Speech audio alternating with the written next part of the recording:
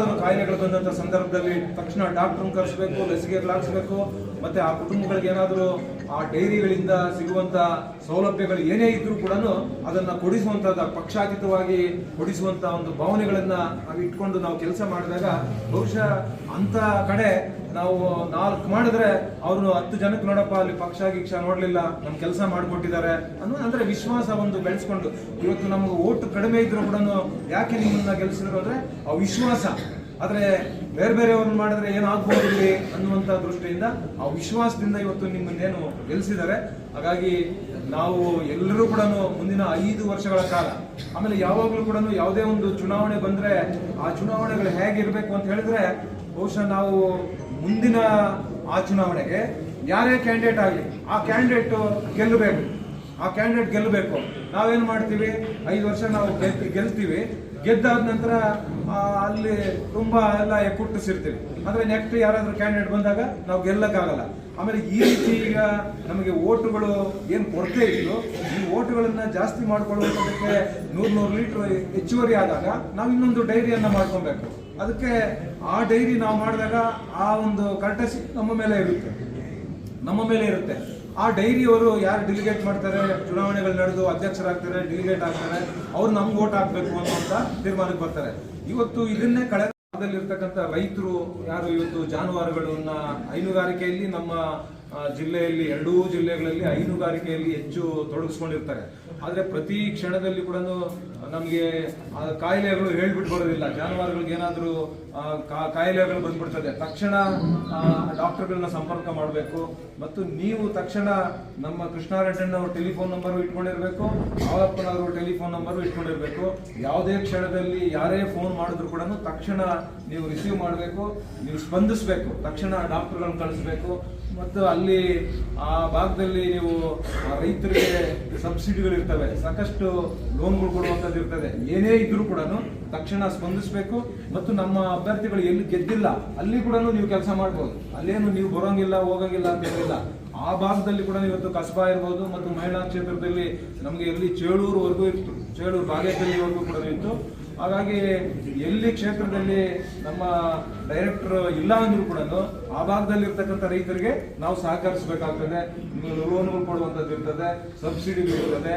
ಮತ್ತು ಏನಾದರೂ ಜಾನುವಾರುಗಳಿಗೆ ವ್ಯತ್ಯಾಸಗಳು ತೊಂದರೆ ಆದಂಥ ಸಂದರ್ಭದಲ್ಲಿ ತಕ್ಷಣ ಡಾಕ್ಟರ್ಗಳನ್ನ ಸಂಪರ್ಕ ಮಾಡಬೇಕು, ತಕ್ಷಣ ಅಲ್ಲಿ ಕಳಿಸಬೇಕು. ಅದರ ಪ್ರಾಣಗಳನ್ನು ಉಳಿಸುವಂಥದ್ದು ಕೂಡ ನಮ್ಮ ಕೆಲಸ ಇರ್ತದೆ. ಅಲ್ಲಿ ಇನ್ನು ಕೆಲವು ನಿಮಗೆ ಪ್ರತ್ಯೇಕವಾಗಿ ಹೇಳ್ತೀನಿ, ಏನೇನು ನಡೀತಾ ಇತ್ತು, ಕೋಮೂಲಲ್ಲಿ ಏನೇನು ನಡೀತಾ ಇತ್ತು ಅದಕ್ಕೆಲ್ಲ ಕಡಿವಾಣ ಹಾಕಬೇಕು. ನೀವು ಇವತ್ತು ನಮ್ಮಲ್ಲಿ ಕೂಡ ಇವತ್ತು KV ನಾಗರಾಜ್ ಅವ್ರು ಗೆದ್ದಿದ್ದಾರೆ, ಮತ್ತು ಇನ್ನು ಮುನಿಯಪ್ಪ ಅವ್ರು ಗೆದ್ದಿದ್ದಾರೆ, ಉಜ್ಗೂರು ರಾಮಣ್ಣ ಅವ್ರು ಗೆದ್ದಿದ್ದಾರೆ.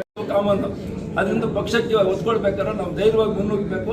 ಎಲ್ಲರೂ ಅಷ್ಟೇ, ಮುಂದಿನ ಚುನಾವಣೆಯಲ್ಲಿ ಜಿಲ್ಲಾ ಪಂಚಾಯತ್, ತಾಲೂಕು ಪಂಚಾಯತ್ ಚುನಾವಣೆಯಲ್ಲಿ ಎಲ್ಲರೂ ಸ್ಫೂರ್ತಿ ಬರ್ತದೆ. ಈ ಚುನಾವಣೆ ನಾವು ಮಾರ್ಗದರ್ಶನ ಆಗ್ತದೆ, ನಮ್ಗೆಲ್ರಿಗೂ ಸ್ಫೂರ್ತಿ ಬರ್ತದೆ, ಧೈರ್ಯ ಬಂದಿದೆ ನಮ್ಮ ಕಾರ್ಯಕರ್ತರಿಗೆ. ಇದೇ ರೀತಿಯಾಗಿ ಎಲ್ಲ ಮುಂದಿನ ಚುನಾವಣೆಗಳನ್ನ ಮಾಡ್ತಾ ನಮ್ಮ ನಾಯಕರಿಗೆ ಬಲ ಕೊಡಬೇಕು. ವಿಶೇಷವಾಗಿ ನಾನು 3 ಕ್ಷೇತ್ರಕ್ಕೆ ಸಂಬಂಧಪಟ್ಟದ್ದಾಗಿದ್ದೀನಿ. ನಮ್ಮ ಶಿಲ್ಘಟ್ಟ ವಿಧಾನಸಭಾ ಕ್ಷೇತ್ರ ಮಾನ್ಯ ಶಾಸಕ ರವಿಕುಮಾರ್ ಅವರು ಬಹಳಷ್ಟು ನನಗೆ ಆರ್ಥಿಕವಾಗಿ ಸಹಾಯ ಮಾಡಿದ್ದಾರೆ, ಎಲ್ಲ ರೀತಿಯಲ್ಲೂ ಸಹಾಯ ಮಾಡಿದ್ದಾರೆ ಕೂಡ. ನಾನು ರುಜುವಾಗಿ ಈ ಸಭೆ ಮುಖಾಂತರ ಧನ್ಯವಾದ ತಿಳಿಸ್ತಾ, ಚೋಳೂರು ಕ್ಷೇತ್ರದಿಂದ ನಮ್ಮ ಹರಿನಾಥ್ ರೆಡ್ಡಿ ಅವರು ಮತ್ತು ಅವ್ರ ಸ್ನೇಹಿತರು ಬಹಳಷ್ಟು ಶ್ರಮ ಕೊಟ್ಟು ನನಗೆ ಓಟ್ ಕೊಡಿಸಿದ್ದಾರೆ, ಅವರು ಕೂಡ ಧನ್ಯವಾದ ತಿಳಿಸ್ತಾ ಇದ್ದೀನಿ. ಮತ್ತು BJP ಜಿಲ್ಲಾಧ್ಯಕ್ಷರಾದ ರಾಮಚಂದ್ರ ಗೌಡರು ಕೂಡ ಬಹಳಷ್ಟು ನನಗೆ ಹಿಂದೆ ಇದ್ದು ಸಹಾಯ ಮಾಡಿದ್ದಾರೆ, ಮತ್ತು ಓಟು ಕೂಡ ಬಹಳಷ್ಟು ಬೆಳೆ ಕಡೆಯಿಂದ ಕೊಡಿಸಿದ್ದಾರೆ, ಅವರು ಕೂಡ ಸಭೆ ಮುಖಾಂತರ ಧನ್ಯವಾದ ತಿಳಿಸ್ತಾ, ಇವತ್ತಿನ ದಿವಸ ನಾವು ಇದೇ ರೀತಿಯಾಗಿ ಮುನ್ನಡೆಸ್ಕೊಂಡು ಹೋಗೋ ಚಿಂತಾಮಣಿ ಕ್ಷೇತ್ರದಲ್ಲಿ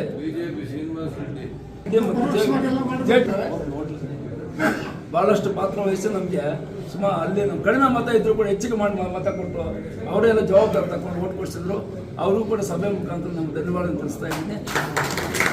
ಹಾಗೂ ಮುಂದಿನ ಚುನಾವಣೆ, ಜಿಲ್ಲಾ ಪಂಚಾಯತ್, ತಾಲೂಕು ಪಂಚಾಯತ್ ಚುನಾವಣೆಗೆ ಇದೇ ರೀತಿಯಾಗಿ ನಾವು ಯಾವುದೇ ಹಿಂದಿಯರಿದ್ದೀರ, ಯಾವುದೇ ದುಡ್ಡು ಕೊಟ್ಟರೆ ಓಟ್ ಹಾಕ್ತಾರೆ ಅಂತ ಬಿಟ್ಟು ಇವತ್ತು ತೋರಿಸಿದ್ದಾರೆ. ದುಡ್ಡು ಕೊಟ್ಟರೆ ಓಟ್ ಹಾಕಲ್ಲ, ನಮ್ಮ ಆರ್ಥಿಕ ಸಹಾಯ ಅಂತ ಯಾವತ್ತು ತಿಳ್ಕೊಬಾರ್ದು. ನಮ್ಮ ಸೇವೆ, ಸಮಾಜ ಸೇವೆ ಇರಬೇಕು, ಜನ ವಿಶ್ವಾಸ ಕಳಿಸ್ಕೋಬೇಕು, ಓಟ್ ತಗೋಬೇಕು ಅಂತ ಬಿಟ್ಟು ನಾನೇ ಉದಾಹರಣೆ, ಮತ್ತು ಅವಲೋಕನ ಉದಾಹರಣೆ ಆಗಿದ್ದಾರೆ. ಅವ್ರದ್ದು ಒಂದು 50 ಅಂತೆ ಎಲ್ಲ ಕಾತದ ಇಲ್ಲ ಇಲ್ಲ ನಾನು ಗೆಲ್ತೀನಿ ಅಂತೆ ನಾಗರಾಜ್ ಗೆಲ್ತೀನಿ ಅಂತೆ ಇದು ಹೆಂಗೆ ಹೇಳ್ತೀಯ ಸರಿ ಇಲ್ಲ ನಾನು ಗೆದ್ದು ಬರ್ತೀನಿ. ಆಮೇಲೆ ರಾಮಣ್ಣನೂ ಅದೇ ಕೇಳಿದ, ಅವ್ರಿಗೂ ಅದೇ ಹೇಳಿದೆ. ಮೊನ್ನೆ ಬೂತ್ ಹತ್ರ ಒಳಗಡೆ ಹೋಗ್ತಾ ಇದ್ದೀನಿ, ಅವಾಗ ಒಬ್ಬರು ಅಲ್ಲೇ ಇದ್ದಾರೆ ಬಾಗಿಲಲ್ಲಿ. ಅಣ್ಣ ಈಗೇನು ಹೇಳ್ತೀಯ ಅಂದರು. ಅಣ್ಣ ಈಗೂ ಅದೇ ಗೆಲ್ತೀನಿ ಅಂತ. ಈಗೂ ಅದೇ ಹೇಳ್ತೀನಿ ಗೆಲ್ತೀನಿ ಅವ್ರು ನಡ್ಕೊಂಡಿದ್ರು. ಆದರೆ ಮುಗಿದು ಈಚೆ ಬಂದಾಗ ಇಬ್ಬರು ಅಣ್ಣ ಏನು ಅಂದರು, ನಾನು ಗೆದ್ದಿದ್ದೀನಿ ಅಂತ. ಇಬ್ಬರು ಬಂದು ತಪ್ಕೊಂಡ್ರು. ಇಂಥ ಎಲೆಕ್ಷನ್ ನಾವು ನೋಡಿಲ್ಲ, ನಾವು ನೋಡೋಕ್ಕಾಗಲ್ಲ ಅಂತ. ಸರಿ ಏನು ದೇವರು ನಾನು ಗೆದ್ದುಬಿಟ್ಟಿದ್ದೀನಿ. ಆ ಥರ ಇವರಿಬ್ಬರು ಆಶೀರ್ವಾದ. ನಮ್ಮ ಮತದಾರರು 21 ಜನ ಏನಿದ್ರೋ ಅವ್ರು ಒಳ್ಳೆ ಮಿಲ್ಟ್ರಿ ಓಟು ಪಕ್ಕಕ್ಕೆ ಬಿಡಲಿಲ್ಲ. ಬರೋದಿದೆ, ಬೇರೆ ಬರೋದಿದೆ, ನಮ್ಮವ್ರು ಆಚೆ ಹೋಗಲಿಲ್ಲ. ಅಷ್ಟು ನಿಷ್ಠೆಯಾಗಿ ಕೆಲಸ ಮಾಡಿದೆ ಮಾಡಿ ಅಂದರೆ ಇದಕ್ಕೆಲ್ಲ ಕಾರಣ ಏನಂದರೆ ನಮ್ಮದು ಸಣ್ಣ ಹಳ್ಳಿ. ನೀವು ಯಾರು ಕೆಲವರು ನೋಡಿರ್ತೀರಿ, ಕೆಲವರು ನೋಡಿಲ್ಲ. 40 ವರ್ಷಗಳಿಂದ ನನ್ನ ಅಧ್ಯಕ್ಷನ ಮಾಡಿದ್ದಾರೆ. ಡೈರಿ ಓಪನ್ ಯಾರು ನಮಗೆ ಬೇಕು ಅಂತ ಕೇಳಿಲ್ಲ. ನಾವೇ 5 ವರ್ಷ ಬೇರೆಯವರು ನಮ್ಮ ಹುಡುಗನ್ನೇ ಓಪನ್ ಮಾಡಿದ್ವಿ. ಅದು ಬಿಟ್ಟರೆ ಇದುವರೆಗೂ ಯಾರೂ ನಮಗೆ ಬೇಕು ಅಂತ ಕೇಳಿಲ್ಲ. ಇದುವರೆಗೂ ನನ್ನೇ ಇಟ್ಕೊಂಡಿದ್ದಾರೆ. ನಾನು ಮೊದಲನೇ ಅಭಿನಂದನೆಗಳ ಸಲ್ಲಿಸ್ತೀನಿ. ಇವರು ಬಸ್ಸುಗಳು ಡಬ್ಬಾ ಬಸ್ಸುಗಳು ಹಾಕಿ ಮಹಿಳೆಯರಿಗೆ ಸುಮ್ಮನೆ ಹೆಸರಿಗೆ ಅಂತಾರೆ. ಆ ಡಬ್ಬಾ ಬಸ್ಸುಗಳೇ ಓಡ್ತಾ ಇದ್ದಾವೆ. ಯುವಕರಿಗೆ ದುಡ್ಡು ಕೊಡಲ್ಲ. ಗ್ಯಾರಂಟಿಗಳು, ಪಂಚ ಗ್ಯಾರಂಟಿಗಳು. ಇನ್ನು ಅಕ್ಕಿ ಈ ತಿಂಗಳಿಲ್ಲ, ನೀವು ಪೇಪರ್ ಯಾವುದನ್ನು ನೋಡ್ಬೋದು. ನೀವು ದುಡ್ಡೇ ಕೊಟ್ಟಿಲ್ಲ, ಸರ್ಕಾರದಾಗ ಐತೆ ಅಂತಾರೆ ಮಿನಿಸ್ಟ್ರು ದುಡ್ಡು. 2000 3 ತಿಂಗಳಾದರೂ ಇಲ್ಲ, 6 ತಿಂಗಳಾದರೂ ಇಲ್ಲ. ಆಮೇಲೆ 2000 ಆಗ್ತಾರೆ. ಇವ್ರಿಗೆ ಲೆಕ್ಕನೂ ಸಿಕ್ಕಲ್ಲ, ಬಡವನ ಲೆಕ್ಕನೂ ಹೇಳಲ್ಲ.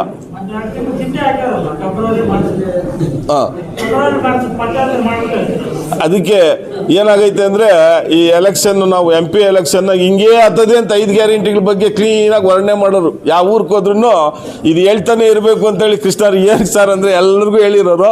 ಇವಾಗ ನಡೀತಾ ಇರೋದು, ನಿಜ ಆಗ್ತಾ ಇರೋದು 100%.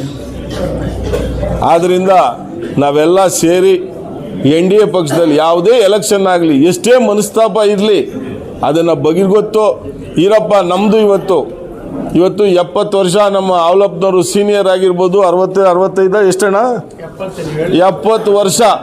ಇವತ್ತು ಲವಲವಿಕೆ ಇದ್ದ ಎಲೆಕ್ಷನ್ ಮಾಡಿ ಯುವಕರಾಗಿ ಬಂದವರೇ ಮುಂದೆ.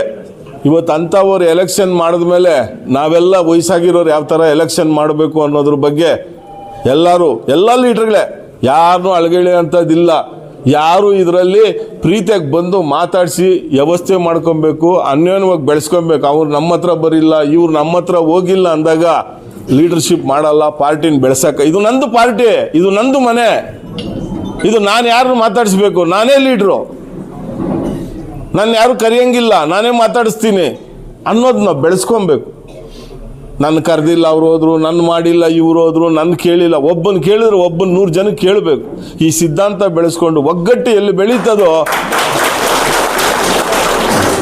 ಒಗ್ಗಟ್ಟು ನಾವು ಎಲ್ಲಿ ಪ್ರದರ್ಶನ ಮಾಡ್ತೀರಿ, ಎಲ್ಲಿ ಬೆಳೀತದೆ ಪಕ್ಷ ಬೆಳೀತದೆ. ಪಕ್ಷ ಯಾವುದೇ ರೀತಿ ಹಾನಿ ಆಗಲ್ಲ. ಪಕ್ಷನ ಬೆಳೆಸೋದು ನಮ್ಮ ಒಗ್ಗಟ್ಟು, ನಮ್ಮ ಧೈರ್ಯ, ನಮ್ಮಲ್ಲಿರೋಂಥ ಅಹಂಕಾರ.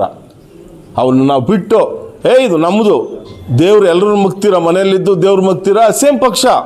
ನಾವು ಯಾವುದೇ ಪಕ್ಷದಲ್ಲಿರಲಿ, ನಾವೇನು ಮಾಡಬೇಕು ಕೆಲಸ, ನಮ್ಮ ನಾಯಕರು ಏನು ಮಾಡಬೇಕು ಅವ್ರು ಮಾಡ್ತಾರೆ, ನಮ್ಮ ಕೆಲಸ ಏನು ಮಾಡಬೇಕು ಅನ್ನೋದ್ರ ಬೇರೆ. ನಾವು ಒಗ್ಗಟ್ಟಾಗಿ ಹೋದಾಗ, ಒಂದು ತಂತ್ರ ರೂಪಿಸ್ಕೊಂಡಾಗ ಎಲೆಕ್ಷನ್ಗೆ ಏನು ಮಾಡಬೇಕು. ನಾವು ಎಲೆಕ್ಷನ್ ಗೆದ್ದೇ ಇರಲ್ಲ, ಎಲೆಕ್ಷನ್ ಕೆಲಸನೇ ಮಾಡಿರಲ್ಲ, ಅಲ್ಲೋಗಿ ನಾನು ಗೆದ್ದೆ, ನಾನು ಎಲೆಕ್ಷನ್ ಆಗೋಯ್ತು. ಅವ್ರೇನು ಮಾಡ್ತಾರೆ, ಬಂದು ಇನ್ನೂ ಬಾಧೆ ಇಕ್ತಾರೆ, ಗೆಲ್ಲೋನ್ಗೂ ಬಾಧೆ ಇಕ್ತಾರೆ. ಈ ಎಲೆಕ್ಷನ್ನಲ್ಲಿ ಅವಲಪ್ಪದವರು ಎಲ್ಲ ಹೊಲ್ಟಾ ಇದ್ಬಿಡಿ, ಅವರೇ ವಿರೋಧ ಪಕ್ಷದವ್ರು ಸುಮ್ಮನೆ ಆಗೋದ್ರು. ಅವಲಪ್ಪನ ಗೆದ್ದ ಮೇಲೆ ಅವರು ಈ ಎಲೆಕ್ಷನ್ ನಡೆದಿರೋ ಅಂಥದ್ದನ್ನ ತಿರ್ಗಾ ರಿಪೀಟ್ ಮಾಡ್ಕೊಂಡು ಮೀಟಿಂಗ್ ಮಾಡ್ತಾವ್ರೆ. ಅವಲಪ್ಪನವ್ರದ್ದು ಹೆಂಗೆ ಗೆದ್ರು, ಯಾವ್ದಾಯ್ತು, ಏನು ಅಂತ. ನಂಗೆ ಮಹಾನುಭಾವರು ಮೈಕಾಕಿ ಇಕ್ಕಿದ್ರು. ಅವರು ಎಲ್ಲರೂ ಹೇಳಿದ್ರಿ ಅಂತ ಎಲ್ಲರನ್ನೂ ಬೈತಾವ್ರೆ. ಅವರಲ್ಲೇ 8 ಮತ ಕಿತ್ತಾಕ್ತೀರಿ, 13 ಮತ ಬರ್ಬೋದು ಅವ್ರಿಗ ಅಂತ ಹೇಳಿದ್ರಂತೆ. ಇಷ್ಟು ಮತ ಹೊಲ್ಟೋಯ್ತು ನಮ್ದ್ರಲ್ಲಿ ಅಂತ ಹೇಳ್ಬಿಟ್ಟು ಅವರು ಮೈಕ್ ಇಕ್ಕಿದ್ರು. ಕೇಳಿಸ್ತಾ ಇದ್ರೆ ಅದೇ ರೀತಿಯಾಗೇ ಇತ್ತು.